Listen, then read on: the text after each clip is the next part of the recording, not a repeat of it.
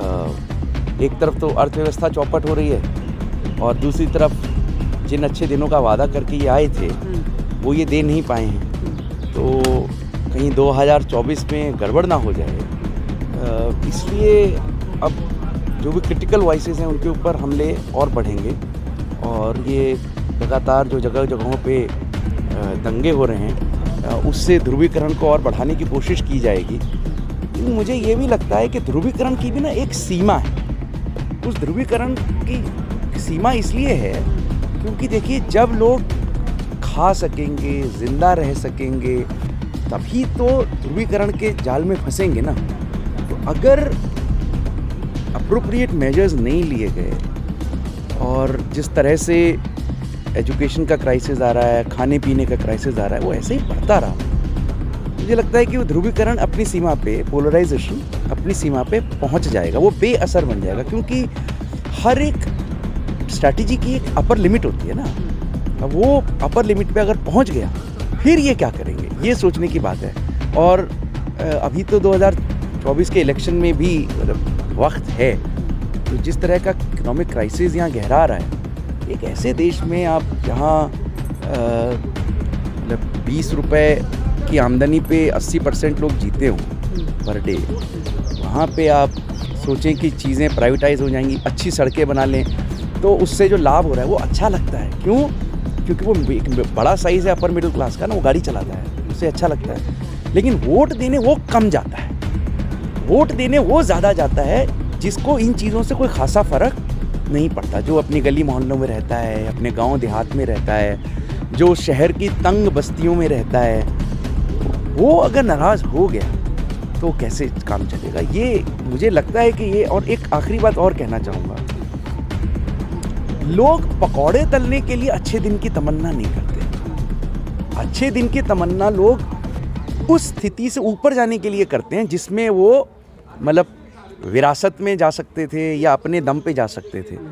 लोग अच्छे दिन की सरकार, अच्छे दिन को बनाने की सरकार इसलिए लाना चाहते हैं ताकि वो उससे कुछ बेहतर कर सकें जो पकौड़े तलने के अलावा हो। पर ये सरकार अगर उन्हें उसी पर छोड़ देगी तो फिर ये लोग समझ जाएंगे। और ये भी उनको याद आएगा कि 2014 में प्रधानमंत्री की शपथ लेते जाते समय गुजरात से दिल्ली आते हुए दोनों जगहों पे, अहमदाबाद में भी और दिल्ली में भी, वर्तमान प्रधानमंत्री ने ये कहा था कि बस हमें 10 साल दे दो।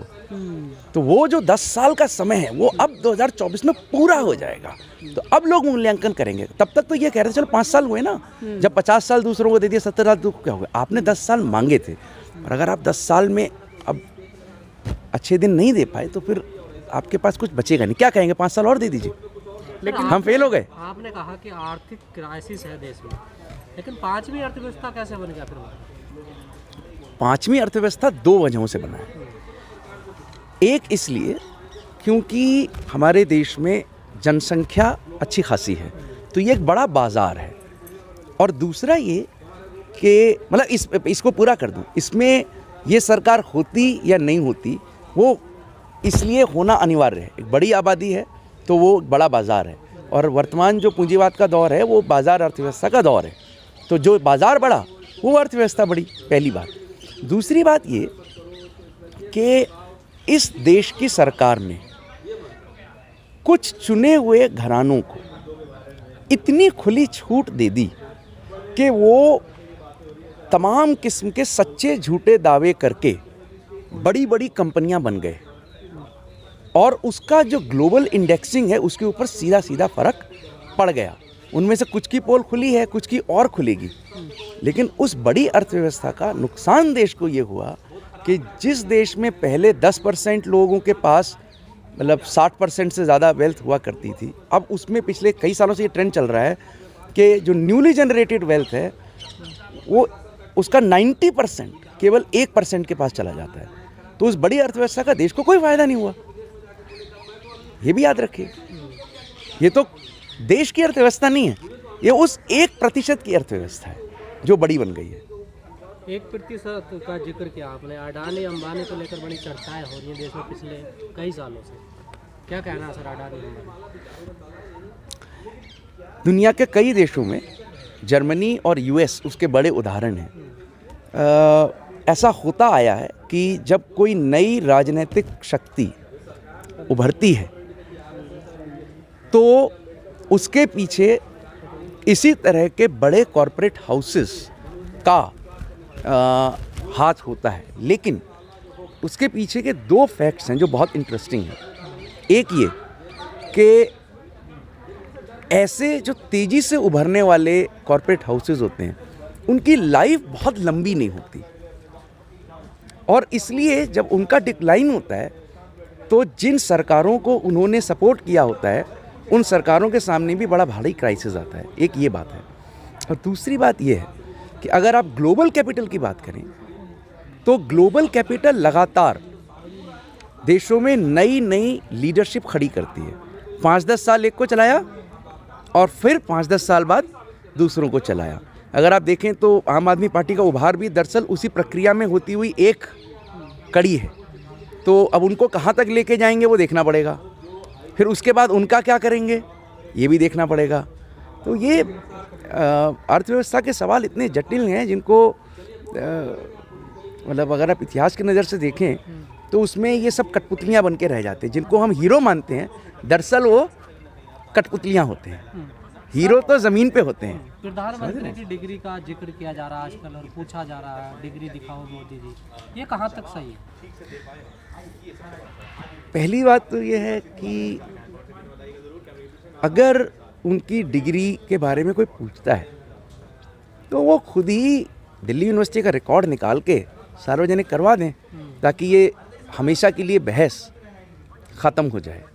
दूसरी बात ये कि हालांकि कोर्ट ने ये निर्णय दिया है पर राजनीति में ना पर्सनल और पॉलिटिकल में इतना बड़ा फ़र्क होता नहीं है, तो कोर्ट को शायद इस मामले को पेनल्टी लगाने की बजाय हमेशा के लिए सेटल करवा देना चाहिए था।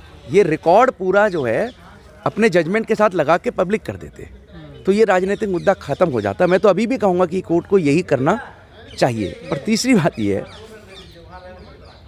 दिल्ली यूनिवर्सिटी तो बहुत अच्छी जगह है, प्रीमियर इंस्टीट्यूट है, तो उनकी कागज़ की डिग्री से ज़्यादा उनकी पॉलिटिक्स इस बात को बोले, क्योंकि ये एक secular socialist public funded institution है।